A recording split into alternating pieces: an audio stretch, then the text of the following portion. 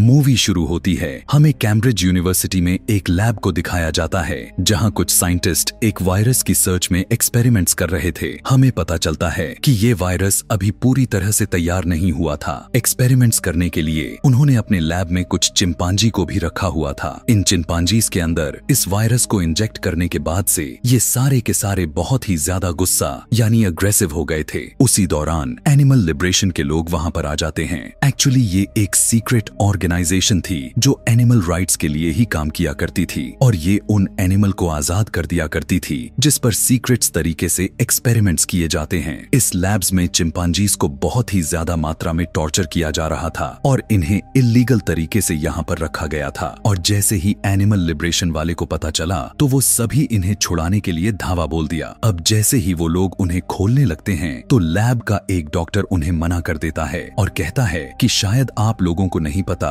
कि इन चिंपांजीज के अंदर क्या डिसीज किया गया है। इनके अंदर एक वायरस को इंजेक्ट किया गया है और अगर आप इनके करीब चले भी गए तो शायद आपका बचना बहुत मुश्किल हो जाएगा क्योंकि ये बहुत ही खतरनाक साबित हो सकते हैं। लेकिन ये लोग उनकी किसी भी बात को मानने से इनकार कर देते और फौरन केज का दरवाजे को खोल डालते हैं। और जैसा कि चिंपांजीज अग्रेसिव यानी गुस्से से भरे पड़े थे, अचानक से वो उसमें से एक लड़की पर अटैक करके उसे काटने लग जाते हैं। देखते ही देखते वो इंजर्ड वाली लड़की बहुत ही अजीब तरीके से खड़ी हो जाती है। देखने को मिला कि उसकी आंखों का रंग बदल गया था और उसे खून की उल्टियां आने लग जाती हैं। उसके मुंह से निकलता हुआ खून उसके आए हुए साथियों पर भी गिर जाता है और वो भी इस लड़की की तरह इन्फेक्टेड हो जाते हैं। दरअसल ये वायरस जिस किसी के बॉडी में जाता था वो बहुत ही बुरी तरह से अग्रेसिव हो जाता था। ये वायरस चिंपांजी के मुकाबले में इंसान पर 4 गुना ज्यादा असर दिखाती थी क्योंकि इंसान और जानवर की दिमाग बिल्कुल अलग होता है। वायरस अंदर जाने के बाद इंसान पागल हो जाता है जिसकी वजह से वह शख्स पूरी तरह से ज़ॉम्बी बन जाता है। लैब का डॉक्टर उस लड़की को जान से मारने की कोशिश तो करता है लेकिन उससे पहले वही उसे मौत के घाट उतार देती है। यहाँ से अब ये वायरस बहुत ही तेजी से फैलने लग गया। पहले से इस शहर तक ही था लेकिन धीरे धीरे पूरे देश में फैल गई। इस एक्सीडेंट के 28 डेज बाद हमें जिम नाम के आदमी को दिखाया जाता है जो काफी सालों से कोमा में रहने के बाद लंदन के एक हॉस्पिटल में उसकी आंख खुलती है।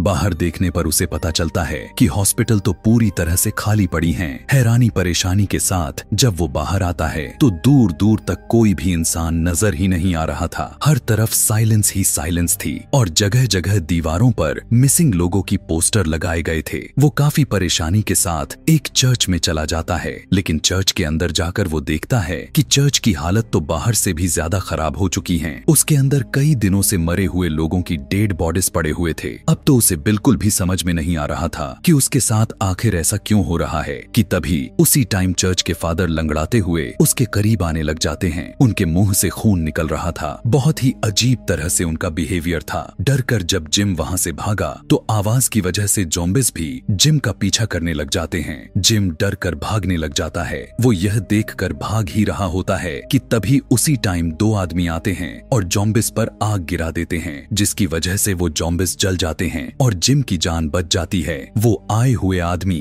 जिम को अपने साथ उसी जगह पर लेकर जाते हैं जहां पर वो दोनों खुद छुप कर रह रहे थे। लेकिन जब दोनों अपनी अपनी मास्क को उतारते हैं तो पता चलता है कि उसमें से एक लड़का था और एक लड़की। लड़के का नाम मार्क और लड़की का नाम सलीना। उन दोनों के पूछने पर कि वह कौन है तो जिम बताता है कि वो साइकिल पर कोरियर डिलीवरी करता था। उसका एक गाड़ी से एक्सीडेंट हो गया था। उसके बाद से कुछ याद नहीं है लेकिन आज जब उसने होश में अपनी आंखें खोली हैं तो कुछ ऐसा नजारा देखने को मिला।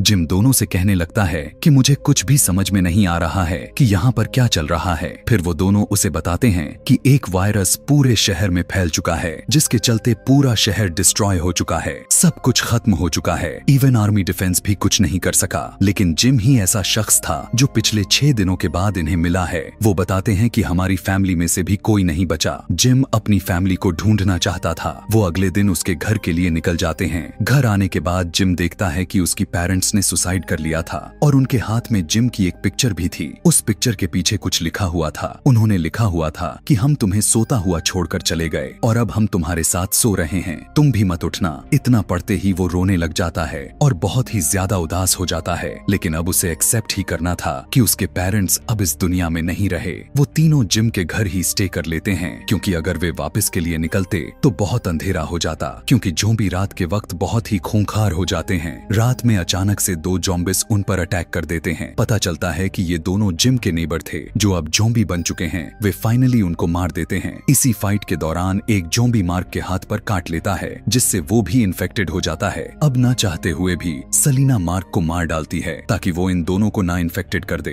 अब सिर्फ सलीना और जिम ही बचे हुए थे। दोनों बाहर जाने के बाद देखते हैं कि एक बिल्डिंग में एक कमरे की लाइट ब्लिंक कर रही थी। उन्हें लगने लगता है कि उनके अलावा भी और भी बचे हुए लोग सरवाइव कर रहे हैं। वो उस बिल्डिंग से ऊपर की तरफ जा रहे होते हैं कि तभी कुछ ज़ॉम्बिस उनका पीछा करने लग जाते हैं। ज़ॉम्बिस उन दोनों पर अटैक करने ही वाले थे कि तभी एक आदमी उन्हें बचाकर अपने घर ले आता है। इस आदमी का नाम फ्रैंक था और ये अपनी बेटी हैना के साथ अपने घर में ही छुपकर रह रहा है। यहाँ पर वो उन दोनों को बताता है कि पिछले कुछ दिनों से एक ट्रांसमिशन रेडियो चल रहा है, जिसमें यह बताया जा रहा है कि इस वायरस का इलाज अभी भी है और लोगों की इसके जरिए मदद भी की जा रही है। उन लोगों ने अपना एड्रेस भी बता रखा है ताकि लोग अपनी खुद की जान बचा सके। लेकिन सलीना इस बात पर जरा सा भी विश्वास नहीं करती कि आखिर ये लोग उन्हें क्यों बचा रहे हैं, क्योंकि ये मैसेज रिकॉर्डेड था। लेकिन उनके पास इस बात को मानने का अलावा कोई दूसरा ऑप्शन भी तो नहीं था। इसके बाद वो लोग रेडियो ट्रांसमिशन के जरिए बताए गए लोकेशन पर जाते हैं। आगे रास्ते इन्हें एक टर्नल मिलता है। तब जिम कहता है कि इस टर्नल से जाना रिस्की हो सकता है, लेकिन फ्रैंक कहता है कि हम इस रास्ते से जल्दी पहुंच जाएंगे। उस टर्नल में और भी बहुत सारी गाड़ियां थीं। अब तेजी से फ्रैंक अपनी गाड़ी को भगा ही रहा था